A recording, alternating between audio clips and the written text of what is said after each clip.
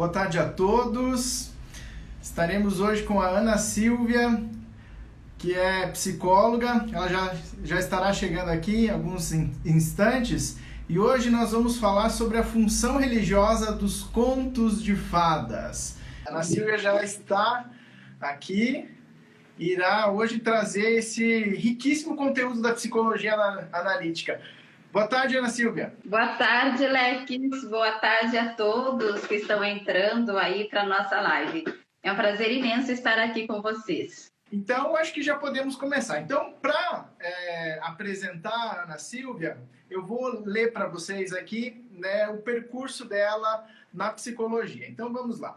Ana Silvia de Andrade é psicóloga clínica, especialista em psicologia analítica, é pós-graduada em psicopedagogia, pós-graduada em psicologia analítica e religião oriental e ocidental, é pós-graduanda em imaginação ativa, é professora de pós-graduação no ICTIS Instituto e também diretora da AFASCOM, Associação Franciscana de Assistência Social Coração de Maria. Ana Silvia, mais uma vez, seja muito bem-vinda aqui. Muito obrigada, Alex. E é muito bom poder falar aí sobre esse tema tão importante que é a função religiosa dos contos de fada. Eu iniciei essa disciplina na pós-graduação em Curitiba, né? E está sendo muito interessante trilhar esse caminho aí junto com o ICTIS nesse tema tão grandioso. Maravilha. Ana, eu separei algumas questões aqui também, mas o pessoal que quiser enviar a sua pergunta, fica à vontade. Então, a minha pergunta é a seguinte, Ana. Todos nós, na infância, tivemos um conto de fadas predileto, ou que mais, né, a gente gostava, apesar de não entender muito os mecanismos, né, da psicologia em si. Ana, conta para nós, qual é a importância dos contos de fadas da infância, né, que esse é o caso, no nosso desenvolvimento, no nosso autoconhecimento? Certo.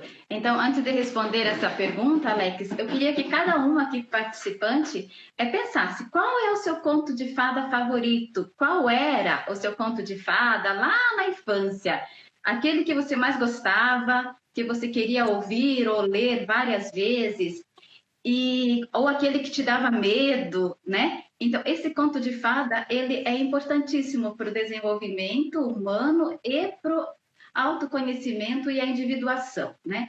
Por quê, Lex? Porque geralmente os contos de fada, eles trazem em si ou o arquétipo ou o complexo, né? Quando eu falo em arquétipo, eu estou falando do inconsciente coletivo, dos conteúdos do inconsciente coletivo, e quando eu falo em complexo, do inconsciente individual, da própria história de vida. E quando eu acesso os contos de fada, mesmo a criança, ela geralmente se identifica com aqueles personagens e essa identificação tem a ver com os próprios conteúdos internos dessa criança, né? Digamos que no primeiro momento, geralmente, falando da criança, mas os contos não são só para criança, a gente se identifica com o herói no primeiro momento. Por quê? Para a gente poder fortificar o ego. É a fase em que o ego está sendo estruturado ainda e nós precisamos aí de um alicerce para o ego. Então, nós nos identificamos no primeiro momento com o herói. Depois, aos poucos, a nossa própria psique vai nos conduzindo a projetar os nossos conteúdos nos outros personagens dos contos de fada, né? Que pode ser a vítima, pode ser o vilão, porque ali nós estamos projetando ou a nossa sombra, ou a nossa persona, ou a nossa ânima, ou ânimo e ânima, né? Então, nós projetamos até nós conseguirmos fazer, com o tempo, o autoconhecimento para recolher essas projeções, né? Então, quando nós falamos de conto de fada, nós estamos falando de alma. E ao falar de alma, nós estamos falando de arquétipos, e ao falar de arquétipos, estamos falando do sagrado, do religioso. Então, por isso, os contos de fada, eles têm um papel importantíssimo no desenvolvimento, né? É aquilo que na antiguidade se fazia com os sonhos, né? Lá, pegando aí a história bíblica, por exemplo, a interpretação dos sonhos, nós podemos fazer o mesmo processo para os contos de fada. Eles são um canal, um acesso ao inconsciente e, por isso, um processo muito válido para a individuação. Perfeito. Já já a gente fala mais da questão do inconsciente. Mas na parte mais histórica, Ana, os contos de fada existem há muito tempo, né? Desde a antiguidade. Mas existe alguma origem dos contos de fada? Então, a origem do conto de fada não é uma origem precisa, não temos uma data precisa, né? Nós sabemos que, digamos assim, se originou nas rodas de conversa.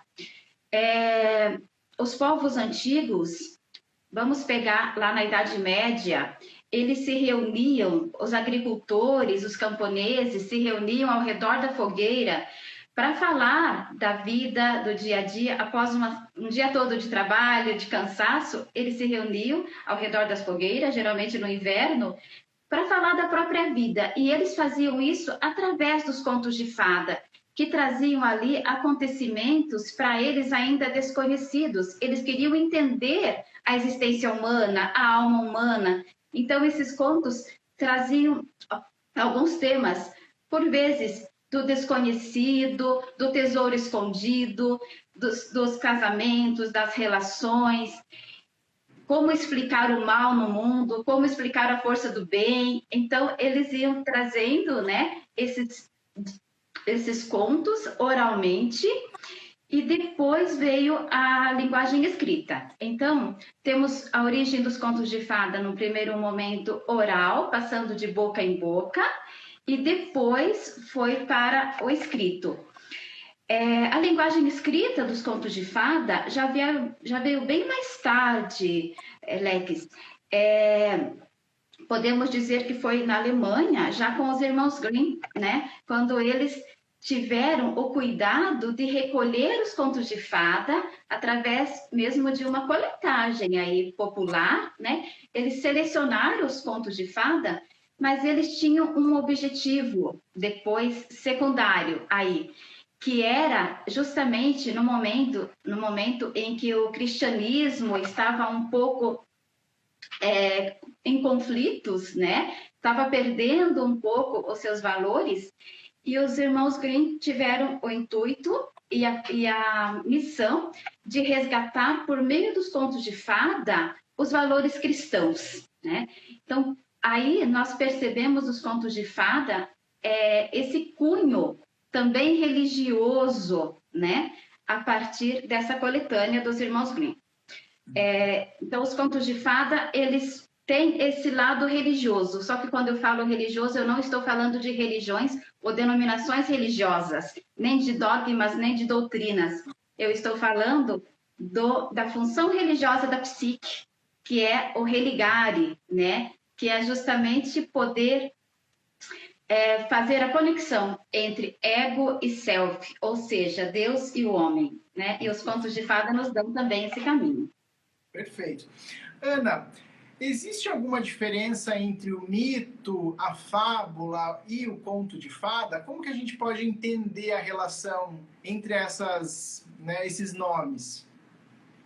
Sim. Existem diferenças, sim. É interessante porque a psicologia analítica, ela trabalha bastante, principalmente com os mitos, né? E os contos de fada. Então, é interessante porque o mito, por exemplo, ele se caracteriza por referir-se a seres extraordinários, né? Os mitos. Ele trabalha com deuses, com divindades, semideuses, heróis e tudo mais, e de um jeito, de uma questão cultural. Então, por exemplo, no mito, pegamos aí o mito, por exemplo, da psique, e Eros e Psique, né? Eles têm um nome, Deus Eros, Deus do amor, a Psique, ela tem uma família, digamos. Nos mitos nós sabemos quem que é a mãe de quem casou com quem, né? Quem é filho de quem. Tem todo esse processo nos mitos. Já nos contos de fada, não se tem família, não se tem nomes, por exemplo, né? Digamos, João e Maria, né? João e Maria, quem que é o João, quem é a Maria? Quantos Joãos, né? E quantas Marias existem no mundo? Então, os contos de fada, eles nos permitem nos colocar no lugar de cada um desses personagens. Eles têm uma linguagem universal. Já os mitos são culturais, né? Tem a mitologia grega, tem a mitologia romana, tem a céltica, tem, né, várias mitologias de acordo com a cultura. Já os contos de fada, eles já são universais.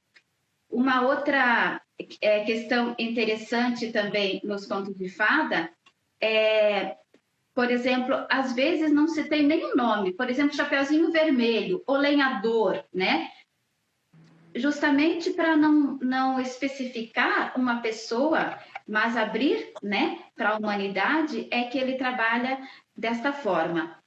E os contos de fada também, eles são atemporais, né?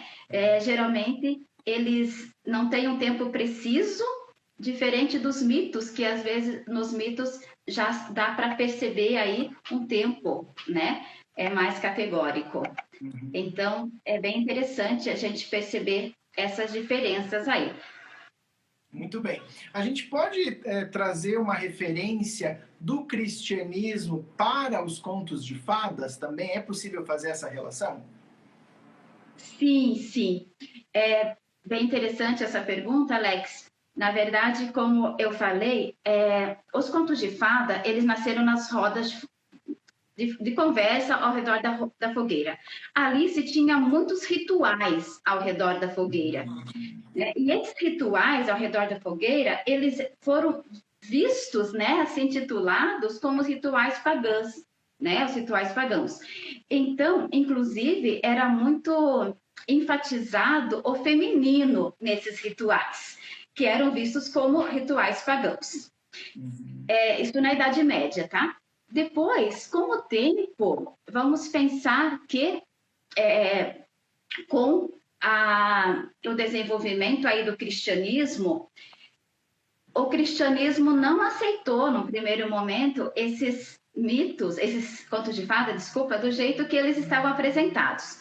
Por isso, os irmãos Grimm tentaram colocar os contos de fada numa linguagem mais religiosa, de acordo com a igreja católica, principalmente, né? Então, os contos de fada trazem a imagem do Papa, de Deus, de São Pedro, de Maria e tal, né? Eles enfatizam um pouco nesse sentido. E, por isso, tirando aquela visão pagã dos contos de fada. Inclusive, nesse caso, as mulheres que eram tão bem enfatizadas lá nos rituais, que eram vistos como pagãos, elas foram meio que rechaçadas, né? E foram excluídas. Aí os contos de fada, por exemplo, trouxeram a imagem da bruxa, da velha, né? No sentido, assim, de meio que uma exclusão aí, um rechaçar das mulheres. E depois os próprios contos trouxeram, por exemplo, Maria como um modelo de mulher numa sociedade patriarcal, né? Então, os contos, ao mesmo tempo que eles rechaçavam as mulheres, eles enfatizaram Maria como modelo de mulher. E isso nós encontramos, Leques, em alguns contos, sabe, bem específicos. Por exemplo, né? Temos os contos aqui que mostra que Deus auxilia e castiga. Por exemplo, tem aquele conto dos irmãos Grimm, a donzela que não tinha mãos, né? O pobre e o rico. Um outro conto que é o osso que canta, o homem, o alfaiate no céu, também mostra esse lado, né? Da religiosidade aí bem expressiva. Então, os contos de fada, eles trazem essa visão cristã de uma forma bem enfatizada, né? Ou direta, ou aí meio que nos panos de fundo. Ana, como que a gente poderia entender esse religioso e a psique? E qual seria, então, essa função religiosa do conto de fada? Ótimo. Acho que o objetivo... tenho certeza. Acho que o objetivo principal mesmo dessa nossa live é justamente isso, né? Então, durante toda a história da humanidade, o homem, tendo ou não consciência disso, ele procurou sempre um relacionamento com os arquétipos, né? Com o inconsciente coletivo e os seus arquétipos. E como eu falei, entre os povos primitivos, isso se dava através da análise dos sonhos ou outras possibilidades. Então, os contos de fada, eles hoje têm uma ligação direta com a religiosidade. Por quê? O que é o religare? Vamos pensar, Lex, que no nosso mundo moderno, hoje, muitas pessoas estão desconectadas com a sua alma. Quando eu falo em alma, Alex, eu não estou falando no sentido doutrinário ou dogmático, tá? E nem no sentido teológico. Estou falando no sentido da psique.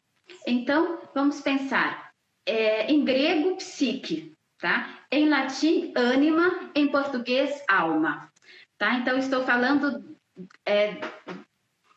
do todo da personalidade. E a personalidade como um todo, numa linguagem analítica, ela tem dois centros, tá? Ela tem o ego, que é o centro da consciência, e o self, que é o centro da personalidade como um todo. Ou seja, no decorrer da nossa vida, nós vamos, através do autoconhecimento, fazendo cada vez mais uma conexão entre o ego e o self. Quando nós não fazemos um trabalho de interioridade, quando não fazemos um trabalho de autoconhecimento, nós ficamos desconectados dessa origem primeira, desse centro maior que é o self, tá? Onde entra a religião? É quando nós fazemos essa conexão entre ego e self, que é o religar, que é quando nós podemos acessar os conteúdos do nosso inconsciente, trazendo à tona e com eles ir crescendo numa integração pessoal, né?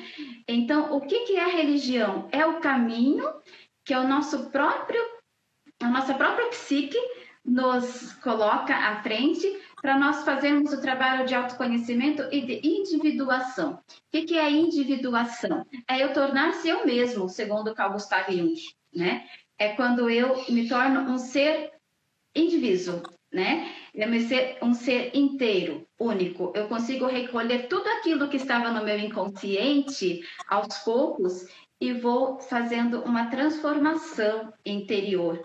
Em fazendo essa transformação, eu transformo a energia psíquica, que é para mim o centro aí desse processo, né?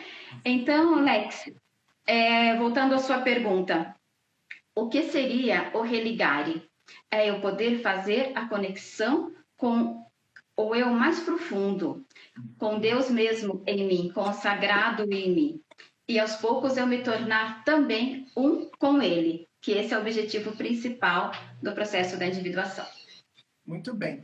Ana, nós temos uma pergunta aqui no chat da Denise Alba, e ela pergunta: poderia falar sobre a imagem da bruxa em relação à mãe? Muitos contos de fadas têm a madrasta e não a mãe. Né? Claro que a interpretação pessoal, isso é um processo analítico, né? Não é objetivo aqui falar sobre isso, né? Porque tem que saber o contexto, né? do setting, né? É um processo. Mas você poderia falar um pouquinho sobre isso? Sobre essa relação de ter muitas madrastas no conto de fada e a gente não observar a figura da mãe? Posso sim. É interessante, Lex. Tem muitos livros, muitos escritos sobre isso, né? Sobre os contos de fada. E é só aproveitando aí, por exemplo, as mulheres que correm com os lobos. A Clarissa, ela trabalha bastante essa questão. E eu gosto muito também dos livros da Von Franz, a interpretação dos contos de fada, a individuação dos contos de fada. O que conta o conto também fala bastante sobre isso, né? A imagem, então, eu agradeço a Denise pela pergunta, a imagem da madrasta nos contos de fada. Os contos de fada, então, eles trabalham muito o feminino, né? A imagem do feminino. E, em trabalhando a imagem do feminino, nós estamos trabalhando aí com os arquétipos, né? Ou os complexos, né? Depende aí dos contos e da maneira como cada pessoa, o leitor, vai assimilando tudo isso. Mas a mãe, né, ela tem um papel fundamental ali nos contos de fada, porque ela faz esse resgate do feminino, geralmente na questão do cuidado, da afeição, do acolhimento. Mas muitas vezes no conto, essa mãe, ela retrata a sombra, né? E a sombra, ela é projetada ou na bruxa ou na madrasta.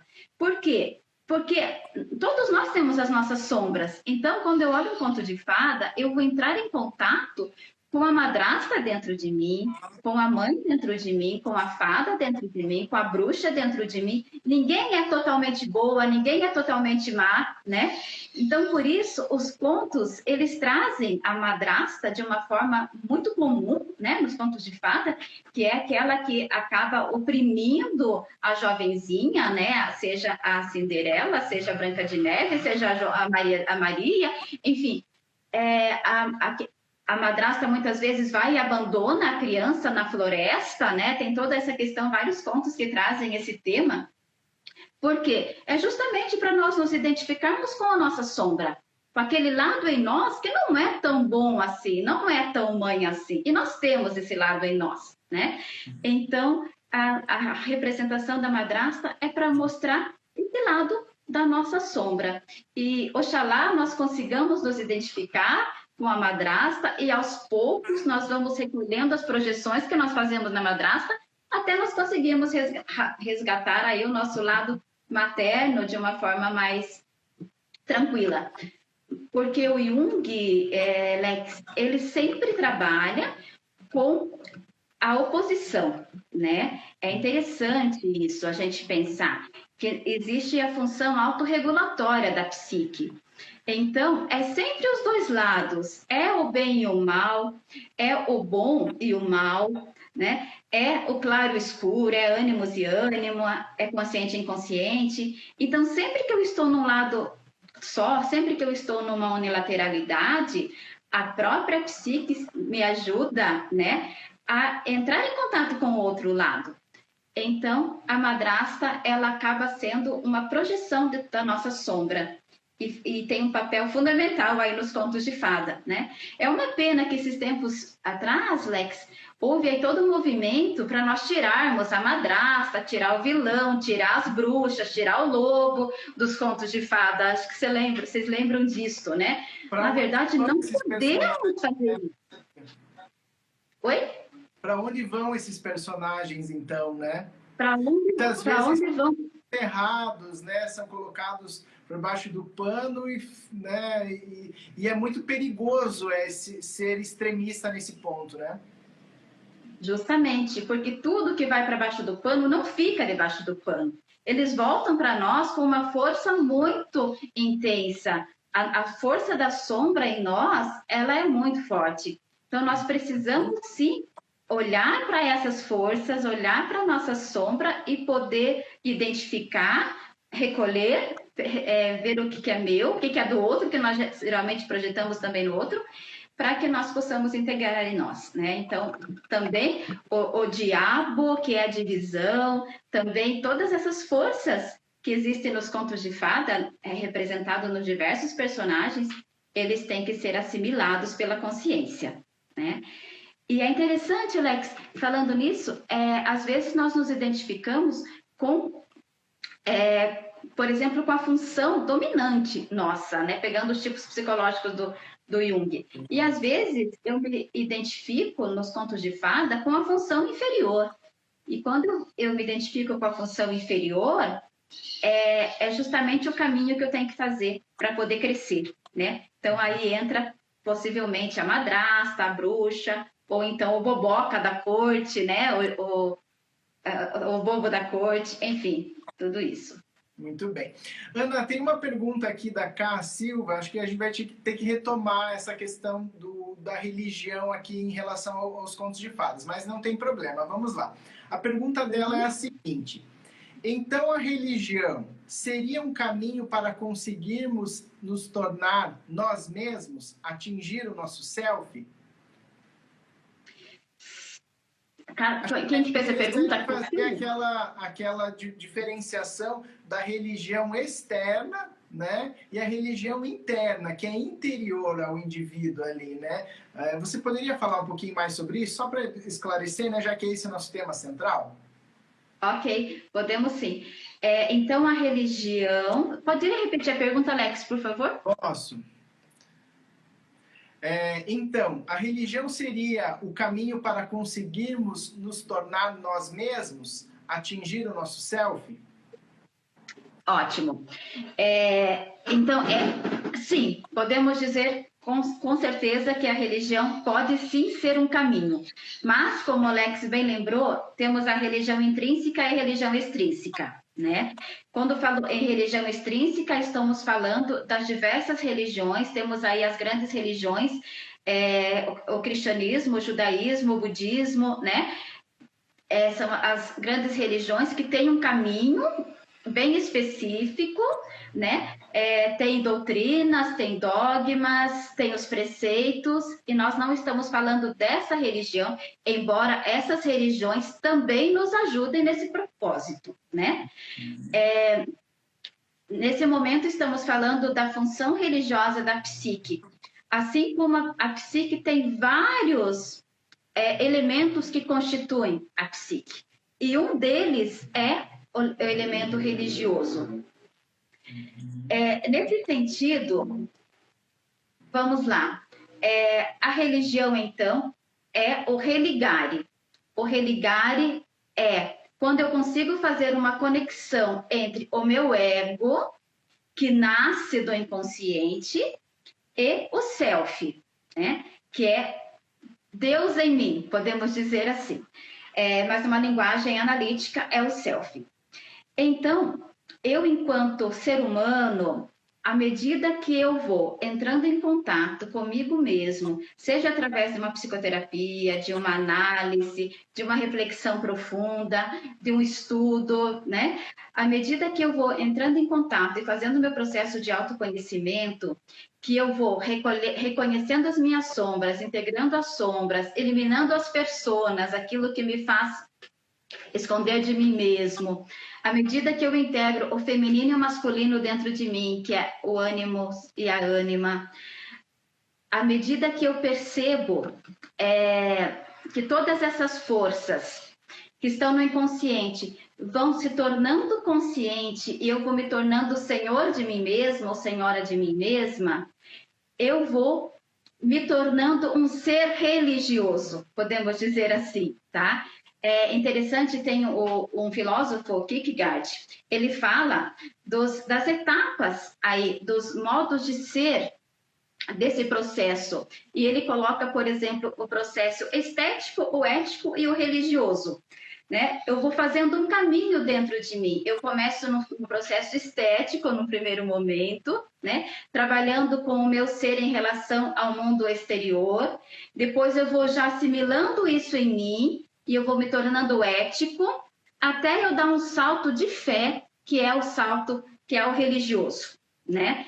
É quando eu percebo que tem muitas forças que antes eu pensava que era só fora de mim, mas elas estão em mim. Então, o Deus que eu acredito, o Deus a quem eu sirvo, não é só o Deus fora, mas é o Deus em mim. E nesse processo, eu vou me tornando eu mesma. E aí é o processo da individuação, né? Vamos lembrar que quando nós nascemos, Lex, eu não tenho a consciência ainda, eu nasço mergulhada no self, né? Eu estou mergulhada no self totalmente inconsciente. Depois, todo o processo da minha vida é justamente para eu me tornar consciente desse self, fazer a relação com ele, para no final da minha vida, eu olhar para ele, ele para mim, e eu reconhecê-lo em mim, né? Então, é voltar para casa, né? Eu sair dele e eu volto para ele. E esse processo de religare, de voltar, é o processo religioso. E é um processo todo experiencial, né, Ana Silvia? Não é um processo racional, né? A gente pode pontuar assim, porque ele faz parte da minha dimensão psíquica, né? Então é apenas meu, é individual, né? Eu que preciso trilhar esse processo. é um processo muito profundo, né? Tem muito chão ainda. A gente poderia ficar horas aqui falando sobre isso. Ana, tem uma pergunta aqui que nos enviaram que é interessante pautar nessa questão mais alegórica do conto de fada, que é a seguinte: o que é o casamento que ocorre na maioria dos contos de fadas, né? Uma figura muito, né, que se repete em vários. O que seria esse casamento? Tá, é verdade, tem muitos casamentos nos contos de fada, é um dos temas principais aí, né? Os casamentos. É interessante, vamos falar, estamos falando de contos de fada, por isso estamos falando de conteúdos internos, tá, Alex? Então, o que seria o casamento que existe nos contos de fada? Geralmente, os casamentos dos contos, eles não acontecem no início do conto, né? Eles já vão acontecer lá no final do conto, e daí no final ainda termina a maior parte dos contos e foram felizes para sempre, né? Então, é interessante nós pensarmos que o casamento não se dá num passe de mágica. Ou seja, existe todo um processo, tem que vencer várias peripécias, às vezes tem que enfrentar os vilões, tem que matar o dragão, tem que ir atrás de um tesouro escondido, tem que passar por várias tarefas para conseguir a donzela, a mocinha, enfim. Nesse sentido, o que é o casamento? É o final de um processo, né? É o final de um processo psíquico, é o final de um processo simbólico e interior. Então, quando acontece o casamento, é o momento em que eu consigo fazer a integração de mim comigo mesmo, ou seja, dos dois opostos em mim, do feminino e do masculino, né? Pensando aí numa linguagem analítica, a mulher, né? Se eu estou lendo um conto de fada e vou me identificando com isso, eu preciso fazer a integração do ânimos, que é a força, é o elemento masculino em mim, enquanto mulher. Se um homem está lendo os contos de fada, ele vai integrar a ânima, a força, o elemento feminino existente nele. Ou seja, para a mulher, o lado inconsciente é masculino, né? E o contrário também é feito. Então, quando se fala em casamento dos contos de fada, é o momento em que acontece essa integração entre o feminino e o masculino, que é depois de um processo, é depois de eu vencer várias barreiras, é depois de eu reconhecer essas forças dentro de mim. Qual é a força feminina que eu tenho que reconhecer em mim? É o criativo, é o lado de ternura, é o lado do acolhimento, é a sensibilidade, né? Às vezes nós mulheres somos muito racionais, ou seja, masculinas, né? Estamos com o lado predominante masculino. E o contrário também. Então, o casamento, numa linguagem simbólica dos contos de fada, é o final de um processo onde eu consigo fazer a integração dessas duas forças em mim. E aí posso viver felizes para sempre, né? Tem essa questão. Só que esse felizes para sempre é cada dia de novo, né, Alex? Porque cada dia de novo eu vou fazendo esse trabalho comigo mesmo, não é uma coisa que eu fiz hoje, ok, eu consegui o processo de individuação, eu integrei, agora eu vivo feliz. Não, amanhã tem um novo desafio, amanhã tem um outro conteúdo para ser assimilado, né? Por isso que é uma constante busca do tesouro perdido, como os contos de fada nos trazem. E às vezes esse tesouro acontece quando acontece o casamento. E a questão do casamento em si, não só nos contos de fadas, mas ele está presente na Bíblia, né, através das parábolas também, temos também o casamento alquímico, né? Você percebe que essa figura, ela caminha, né, em diversas culturas ali, né, Ana? Ah, é verdade, Lex. Isso está muito presente na mitologia, nas religiões. Quando acontece o caso, né? O Jung fala inclusive do casamento sagrado, né? Que ele pega também na alquimia. Tem esse processo aí do hieros gamos também que ele traz, né? É quando um ser humano casa com uma divindade, por exemplo, né? É quando ele consegue reconhecer e assimilar esse arquétipo dentro de si mesmo. Então, é um processo lindíssimo, né? Temos vários estudos sobre isso. É interessante você falar nisso, É, você até tinha falado um dia desses que nós íamos falar sobre São Francisco, né, Lex? Uhum. E é interessante, dentro de Francisco de Assis, essa questão desse casamento sagrado, né? Por exemplo, ele elegeu a dama pobreza para se casar, né? E que dama pobreza é essa? O que é isso? É justamente esse processo que ele fez de integração do feminino dentro de si. Quando ele falava que os frades, por exemplo, tinham que ser mães, né? Uns dos outros, tem todo esse elemento feminino dentro da nossa própria vivência, né? Então, é bem interessante tudo isso. Muito bem. Lembrando, pessoal, que quer enviar sua pergunta, tem uma opção ali no Instagram com um box e um ponto de interrogação no centro. Envia por ali que assim eu consigo organizar, que o pessoal vai mandando várias mensagens, aí as perguntas vão subindo, não consigo acompanhar aqui, ok? Ana, tem uma pergunta específica aqui. Por que na maioria dos contos de fada se começa com aquela frase, era uma vez? Era uma vez. Isso mesmo. E termina com viveram felizes para sempre, né?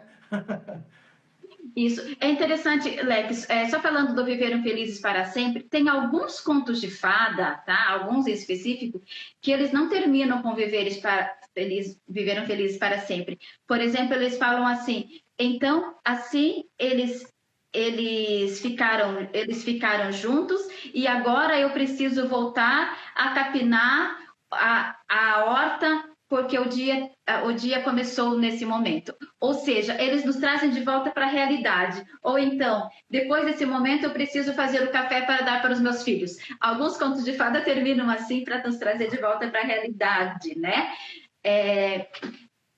Para a realidade externa, porque a realidade interna também existe, né? E não menos importante do que a externa. Mas por que os contos de fada começam com Era uma Vez? Por causa justamente, Lex, da linguagem atemporal dos contos de fada, né? Os contos de fada, eles não são precisos. Não aconteceu isso em 2020, né? Era uma Vez mostra a característica predominante atemporal, que é a linguagem do inconsciente, ou que é a linguagem simbólica. Então, era uma vez, está falando de 1000 anos atrás, está falando de 500 anos para frente, ou está falando de hoje, né? O inconsciente é atemporal, e por isso ele tem que ter uma linguagem atemporal. A alma é atemporal. Então, o era uma vez, é hoje, foi ontem ou é o amanhã. Mas nesse momento presente, como que ele está sendo representado, né? Que é, de alguma forma, o mesmo caso, por exemplo, dos textos bíblicos, quando fala, naquele tempo, né? Sempre nos evangelhos, começa, naquele tempo Jesus estava em tal lugar e tal. Também é uma linguagem atemporal. Que tempo é esse? Geralmente é o aqui e agora, né? Então, o Era uma Vez mostra a linguagem atemporal dos contos de fada, que é a linguagem da alma. Senão, isso aconteceu lá atrás, e aí? Não tem nada a ver comigo. Mas era uma vez, ou seja, esta vez, a bola da vez é agora, né? Por isso que agora que acontece tudo isso. Muito bem. Ana, a Lene Carla está enviando uma questão aqui que diz o seguinte: e as princesas enfraquecem o aspecto feminino? Há um preconceito hoje com isso. Ai, que interessante essa pergunta. Das princesas, né? Muitas vezes a gente percebe que a princesa fica lá na torre esperando o príncipe salvar ela, a Bela Adormecida também, né, tem esse enredo. Como que é o papel da princesa nesses contos de fadas? Obrigada pela pergunta. As princesas também têm um aspecto muito interessante, porque as princesas, elas são as possíveis rainhas, né? Vamos pensar assim, que elas, quando encontrarem o príncipe encantado das suas vidas, elas vão se tornar possivelmente a rainha, tá? Se nós pensarmos no sentido da individuação, Lex, nós vemos as princesas como um caminho de progressão de autoconhecimento e de progressão dos valores que vão assimilando até se tornar a rainha, né? Então, realmente, a pessoa que fez a pergunta tem razão, porque nós olhamos para a princesa como se fosse, levamos para o lado da infantilidade, de uma maneira muito ingênua, né? Mas as princesas, elas podem mostrar uma crescente evolução, até se tornar rainha. O que é ser rainha? É eu me tornar senhora de mim mesma, é eu me tornar a senhora da corte, né? Ou seja, eu fiz um processo interior e me tornei rainha. Por isso, princesa é uma aprendiz. Aprendiz de rainha, podemos dizer assim, desse lado. E o outro lado da princesa, como você trouxe, é aquela princesa que está lá na torre, né? É presa, esperando alguém salvá-la. Estamos falando, então, do nosso feminino, que muitas vezes está reprimido, né? Está suplantado, reprimido e precisa ser salvo. Precisa alguém salvar. E para isso precisa enfrentar várias situações aí, várias peripécias até salvar a princesa. Então, a princesa reprimida em nós é o feminino reprimido em nós. E nós precisamos libertar essa princesa. Nós precisamos fazer um caminho conosco mesmo, novamente, de autoconhecimento, descobrindo em nós as forças para que essa princesa seja liberada. Então, por exemplo, o que eu preciso fazer? De repente, me tornar mais determinada, enfrentar situações, aprender a dizer não, aprender a dizer sim, aprender a colocar limites. Várias formas, né? Cada pessoa é uma pessoa, cada caso é um caso, mas assim, qual é a maneira que eu posso liberar esse feminino que está tão oprimido em mim? Essa é a princesa, né, no castelo. Então, só sintetizando, se identificar com a princesa nos contos de fada é olhar para si e perceber um caminho a ser trilhado. Por isso, elas são imprescindíveis também nos contos. Okay? Ana, o Antônio está enviando, aproveitando esse assunto, ele coloca o seguinte: você acha que a violência contra a mulher tem a ver com o medo do feminino em si ou da recusa da ânima e do ânimos? Medo de feminino ou recusa do ânimos e da ânima. Tá, a violência contra a mulher. Olha, me parece que pode ter os dois aspectos em si, porque, digamos, aquilo que a gente tem medo, geralmente é o que nos persegue, né? É o lugar onde nós precisamos trabalhar. Só que, quando nós somos inconscientes, qual que é a nossa tendência? É projetar a nossa sombra no mundo externo. Então, se eu ainda não integrei a ânima em mim, vamos pegar aí a violência contra a mulher, nesse caso, estamos vivenciando isso de uma forma muito intensa na nossa sociedade, né? Então, se eu ainda não aprendi a olhar para a minha força interna, para a minha ânima, se eu não reconheço a mulher interna e não respeito a mulher interna, dificilmente eu vou respeitar a externa. Por quê? Aquilo que eu não reconheço em mim, que eu não assimilei em mim, que eu não integrei em mim, eu vou projetar na mulher externa. Então, eu vou para a violência externa como uma forma, muitas vezes, é a única forma que eu sei naquele momento lidar com a mulher interna, né? É uma questão bem delicada essa mesmo. Então, acho que tem as duas coisas. Tem o medo do feminino, porque o feminino de fora, a mulher de fora, ela, de alguma forma, é como se fosse um espelho, né? Ela reflete a minha mulher de dentro e eu não quero reconhecer o meu elemento feminino interno.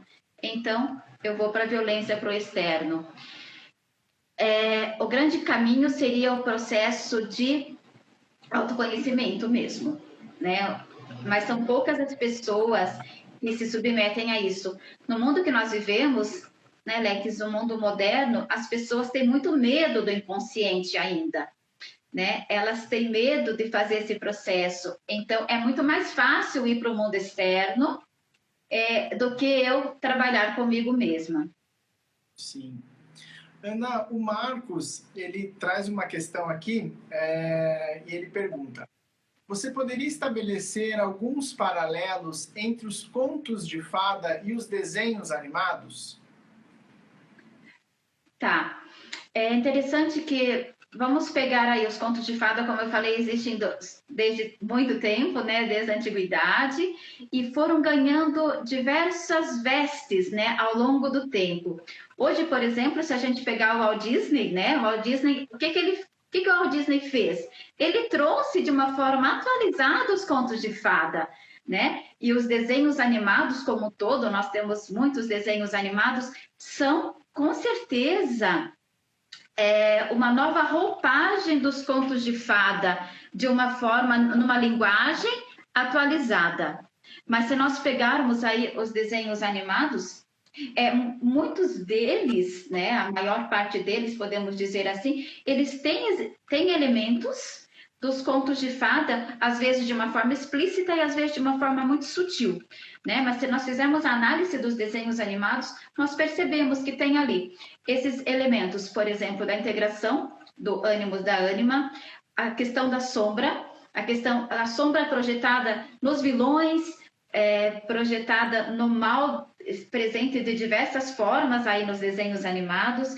Podemos ver também a presença do bem e tem toda uma peripécia e na maior parte o bem sempre vence e espero que assim seja também hoje, né? Então, os desenhos animados, eles são uma roupagem nova para os conteúdos antigos, né? E de uma forma bastante expressiva, né? Hoje em dia. Lá na época, os contos eram só passados de boca em boca, só na linguagem oral. Hoje, nós temos toda essa mídia, né? E que nos ajudam muito na questão visual, né? Também de uma forma esplêndida. Acredito que nós temos muitas possibilidades hoje de, com os desenhos animados, ajudar as crianças e também nós a fazer o nosso processo de individuação. Muito bem. Ana, a Nath, ela faz a seguinte sugestão. Podemos retornar à pergunta inicial? Qual é o conto de fadas da sua infância? Mas aí vem a pergunta dela. Como trabalhar isso? Como trabalhar com esse conto? Ah, que legal. Qual é o conto de fada da sua infância? Digamos assim, o meu conto de fada da minha infância é João e Maria, né? Eu via, eu ouvia e queria que a minha avó, minha mãe, sei lá quem contasse várias vezes, tal. Quem é João e Maria hoje dentro de você? De repente, lá na sua infância, você só gostava, mas você não sabia nada de arquétipos, de autoconhecimento e de processo interior, né? É interessante. Os contos de fada, mesmo que a criança não tenha consciência, tá? Eles são um elemento importante. Ao me identificar com eles, mesmo inconsciente, já vai ajudando o nosso psíquico a fazer o caminho. Mas, voltando para a pergunta, qual a importância mesmo e como trabalhar isso comigo hoje? Quem é o João? Quem é a Maria? Quem é a madrasta que largou eles lá na floresta? Quem é o pai que, de repente, não fez nada para impedir que isso acontecesse, né? Então, madrasta, pai, João, Maria, bruxa, todos esses elementos são elementos internos meus. Existe dentro de mim uma menina, de repente, uma menina frágil, que num primeiro momento totalmente dependente de um João, né? E que vai fazendo esse processo. O João é um garoto esperto, né? Eles levam ele para a floresta, mas ele fica atento, ele pega as pedrinhas, vai jogando, ele pega o pãozinho e vai jogando. Ou seja, existe um João dentro de mim, esperto, um menino esperto, astuto, que é importante eu resgatar hoje. Onde ele está? Ele está presente? Ele está escondido? Essa menina frágil, primeiro frágil e aparentemente boba, mas depois é ela que salva o João, né? Tem um crescente aí de sabedoria no próprio ponto. No começo a Maria era uma ingênua, depois a Maria salva o João quando ela faz aquela artimanha para pegar a bruxa, né? E não apresenta o dedo mesmo, né, do João. Então, esse pai que era totalmente sem voz e sem vez, não tem coragem de enfrentar a madrasta, por exemplo, né? Quem é esse pai interno? Onde ele está dentro de mim? Como fazer para resgatá-lo? Peraí, no dia a dia, será que eu tenho coragem de enfrentar as situações? Ou eu também me deixo levar pela madrasta sem coragem de opinar, sem coragem de enfrentar o mundo, né? Então, o conto de fada da minha infância, geralmente ele mostra um complexo aí, né? Ele mostra algo a ser trabalhado no decorrer da minha vida. E se esse complexo está presente, os contos de fada preferidos meus podem mudar, mas o conteúdo, enquanto não for integrado, ele não muda, né? Então, de repente, eu não gosto mais do João e Maria, mas eu pego um outro conto ou um mito depois, mais tarde, onde eu vou projetar esse mesmo complexo se ainda não foi integrado, né? Então, respondendo a pergunta, é importante os contos para que eu possa conhecer os complexos que estão ali pedindo socorro dentro de mim. Muito bem. Ana Silvia, já estamos no nosso horário, você acredita? Falei que passava muito rápido mesmo, né? A gente vai conversando aqui e, de fato, é um assunto muito rico, né? É inesgotável mesmo, eu gosto de dizer isso. E eu lembro, Ana Silvia, um dos exercícios da pós, lá no ICTIS, foi você olhar para o seu conto de fada e depois você voltar né, na reflexão mesmo e entender quem era você ali no meio daquela história, né? Então, é um exercício que foi colocado ali, eu vejo que é inesquecível mesmo, porque toca profundamente, né? Coisas que a gente trazia lá da infância, que hoje a gente dá o sentido, encontra o sentido nelas, né? E aproveitando, então, né, a gente já está finalizando aqui, eu quero contar a todos que a Ana Silvia é nossa professora, né, na disciplina de Contos de Fadas, no ICTIS Instituto.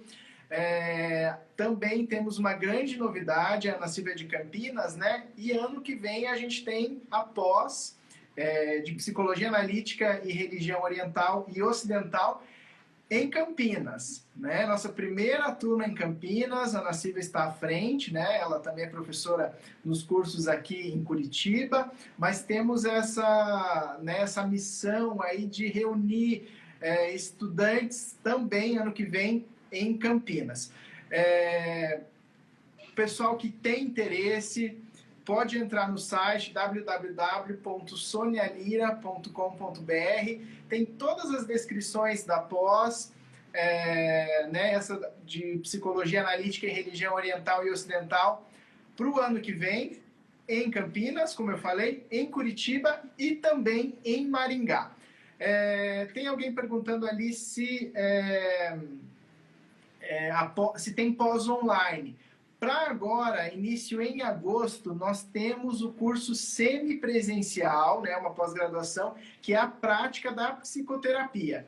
A Aline já postou aqui no chat o link, né, vocês podem acessar. Essa sim, né, ela é semipresencial, tem alguns módulos online e um módulo também na sede em Curitiba. Então, quem sente esse chamado aí interior também, né, porque não é só um chamado exterior, é um chamado interior, em saber mais dos nossos cursos, pode entrar em nosso site e todos vão ser muito bem-vindos aí a essa família incrível de estudantes, né? E que a gente tenha essa felicidade de ter grandes mestres, né? A Ana Silvia contribui muito nesse tema, é uma professora excelentíssima aí no Instituto, e eu quero agradecer, Ana, a tua participação aqui conosco nessa tarde. Passou muito rápido, eu falei, na hora que a gente começa a trabalhar esse assunto, é vontade de ficar horas, mas essa oportunidade nós temos nos nossos cursos, né? Então,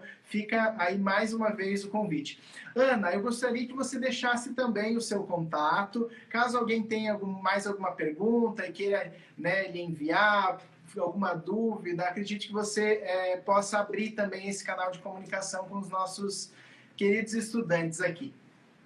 Certo, certo. Lex, antes de eu passar o meu contato, só reforçando essa questão da pós-graduação em Curitiba e Campinas, né? Eu sou de Piracicaba, mas vai ser a primeira pós-graduação em parceria com a AFASCOM, que é a Associação Franciscana de Assistência Social Coração de Maria, né? Vai ser uma parceria do ICTS e a AFASCOM, e nessa pós, de uma maneira diferenciada, nós vamos estar integrando algumas matérias próprias de Francisco de Assis, né?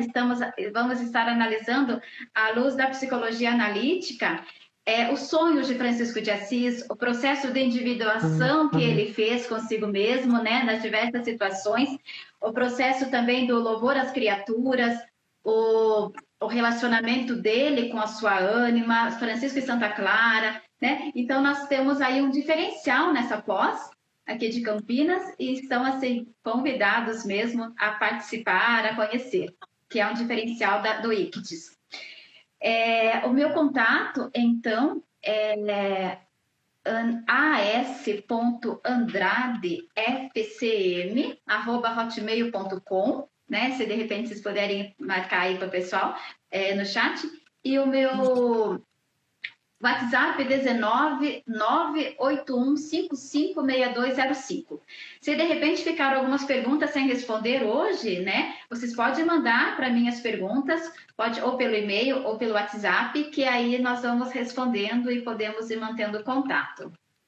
E eu só quero agradecer, né? Por esse momento, agradecer a todas as pessoas aí que estiveram presentes, sintonizados conosco. Nesse momento, é uma alegria bastante grande para mim. E posso falar para vocês que os contos de fada, eles têm um papel de nos encantar, né? Que é nos fazer voltar a nos encantar com aquilo que é simples, com aquilo que é nosso, né? Às vezes nós sofisticamos demais o nosso ser e esquecemos daquilo que nos encanta. E o encanto é próprio da nossa relação com o luminoso, né? Lembrando, os contos de fada, eles têm a ver com o luminoso. Ou eles nos encantam ou nos aterrorizam. Mas tanto o encantamento como o terror nos leva a um processo psíquico de autoconhecimento e com certeza nos leva a um caminho belíssimo de autenticidade conosco mesmos, né? Então, vamos olhar, vamos mergulhar nos contos de fada e ver o que nós podemos, nesse momento, aprender com eles. E o meu agradecimento aí ao Lex por essa parceria, né? Por esse momento aí que ele nos proporciona, ao ICTS, né? A Sônia Lira e toda a equipe do ICTS, que está aí por trás também, nos dando todo esse apoio. O meu muito obrigada. Ana, muitíssimo obrigado. Tenho a certeza que você, nessas suas palavras, despertou aí o encantamento de muitos corações. Pelos comentários aqui que nós recebemos, o pessoal elogiando muito. E eu te agradeço. E em outra oportunidade, quem sabe a gente fala sobre Francisco de Assis. Você topa?